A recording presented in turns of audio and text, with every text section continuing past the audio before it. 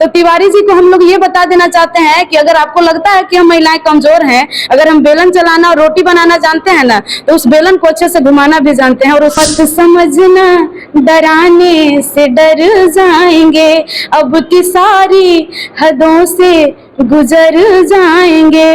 मौत के नाम का खौफ देता है क्यों कि महिलाएं जा करके सोती है, या जो भी वर्ड जो यूज किए हैं ये शोभनीय नहीं है। कौन कौन सी महिला है, कौन कौन महिला है वो नॉमिनेट करे, वो बता दें, नहीं तो हम लोग उनका खुल के विरोध प्रदर्शन तो शुरू हो गया है।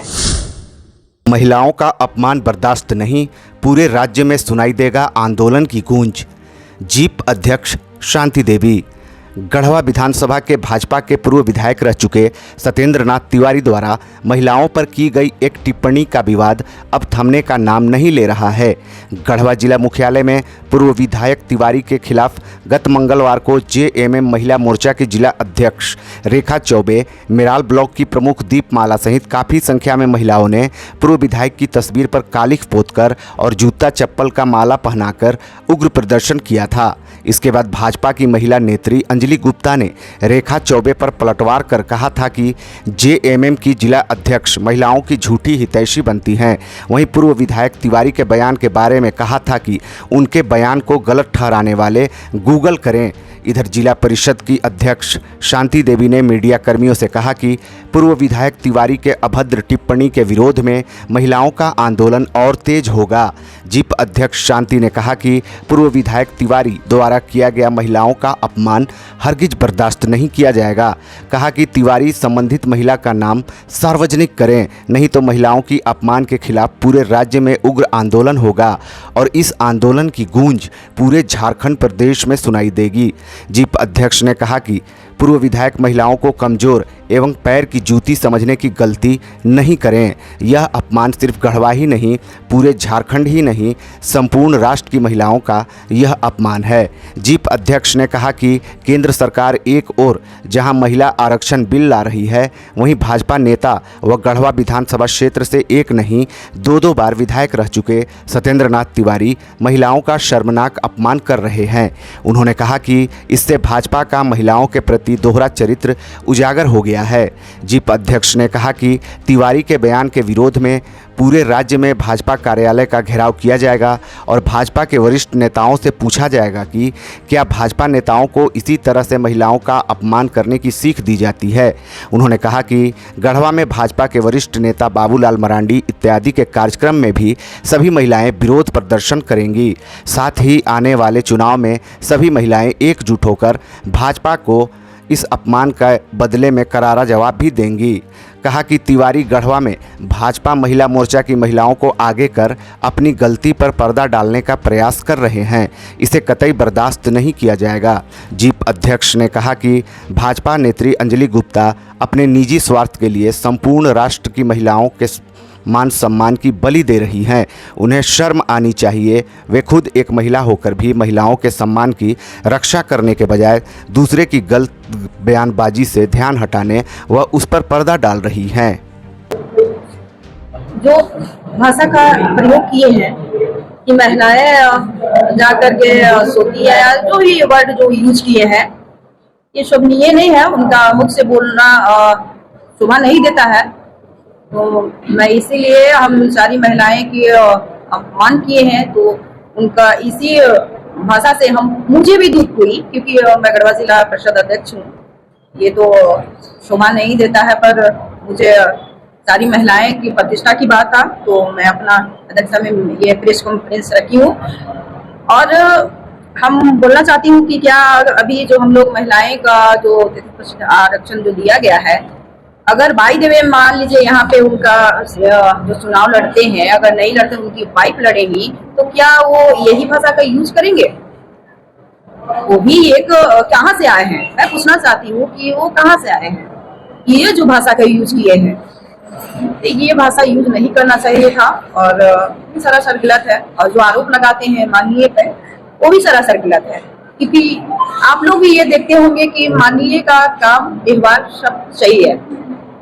मैं ज्यादा दिन तो नहीं, राजनीति में जितने दिन में आई हूँ उतना दिन में मैं समझ गई हूँ कि क्या उनका व्यवहार है और नहीं है, मुझसे बेहतर कोई नहीं जान सकता है, क्योंकि मैं ज्यादा दिन राजनीति में नहीं आई हूँ। और उनका व्यवहार तो हम देखते हैं गढ़वा जिला में सबसे पहला स्थान है। व्यवहार इतना देते हैं, लगता ही नहीं है कि मैं मतलब एक जिला परिषद अध्यक्ष के बहन के रूप में हमको मानते हैं, और हमेशा मान लीजिए कि व्यवहार भी उसी तरह से देते भी हैं, एक छोटी बहन के रिश्ते से।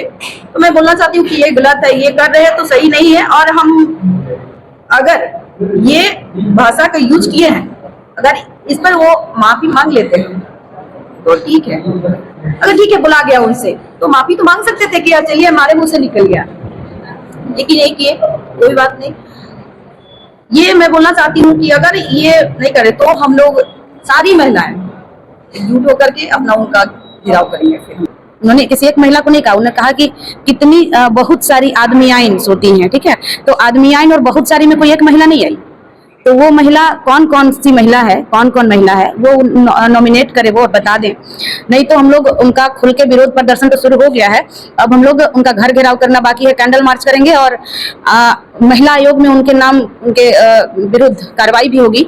और सबसे बड़ी बात कि अब अगर भारतीय जनता पार्टी के कोई भी नेता यहाँ पे सभा करने आते हैं तो सबसे पहला विरोध हम महिलाओं का होगा। हम लोग ये नहीं कहने वाले हैं कि सत्येंद्र नाथ तिवारी जी को घी लगा के ये चीज बोले कि आप काहे ऐसा बोले हैं, ये चीज अब हम लोग नहीं कहने वाले हैं। अब हम लोग डायरेक्ट उनका विरोध शुरू कर दिए हैं। तो उनके इस कार्यक्रम में जितने भी बाहरी नेता आएंगे, जितने भी बड़े नेता आएंगे, चाहे वो मरांडी जी हो, चाहे वो आपको कोई भी हो, जो भी नेता आए उनके पक्ष में, हम लोग उनका खुलेआम बहिष्कार करेंगे। क्योंकि उन्होंने एक महिला का अपमान नहीं किया, उन्होंने महिला जाति का अपमान किया।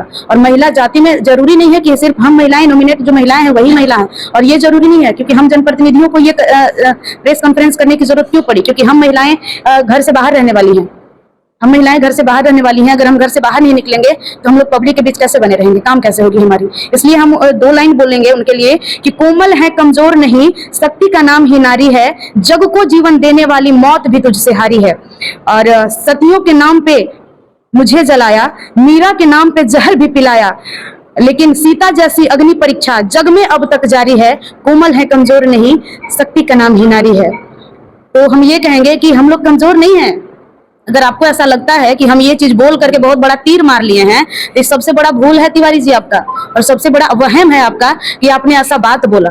क्योंकि हम महिलाएं दया की रूप होती हैं, ममता की रूप होती हैं। अगर हम आपको माफ करने की अगर हिम्मत रखते हैं ना, तो आपको बेइज्जत करने का भी हिम्मत उतना ही रखते हैं। हम लोग उसी तरीके से, उसी जोश, उसी खरोश के साथ आपको बेइज्जत करेंगे। और बेइज्जत तो भाई कालिक पोताइए गया है। अगर तनियो मनी शर्म बचा होगा ना तो बाहर आ जाइएगा और ये चीज आप मीडिया के सामने सरेआम कर दीजिए कि हमसे गलती हुई है, हमारा जुबान फिसल गया और फिसला भी है, तो सार्वजनिक रूप से हम महिलाओं से माफी मांगे। नहीं तो एक तरफ सरकार हम लोगों को आरक्षण देने की काम बात करती है और दूसरी तरफ अपने नेताओं से गाली दिलवाने का काम करती है। ये कहाँ का न्याय है? ये कहाँ पक्का पार्टी है? कैसी पार्टी है? ये जनता को किस तरीके से गुमराह किया जा रहा है, ये तो हम लोगों को समझ में नहीं आ रहा है। आने वाला चुनाव में ना हम लोग एकजुट होकर के ऐसा बैटिंग करेंगे ना, ऐसा बैटिंग करेंगे कि बॉल छक्का तो लास्ट जाता है, उसके बाउंड्री पार जाएगा।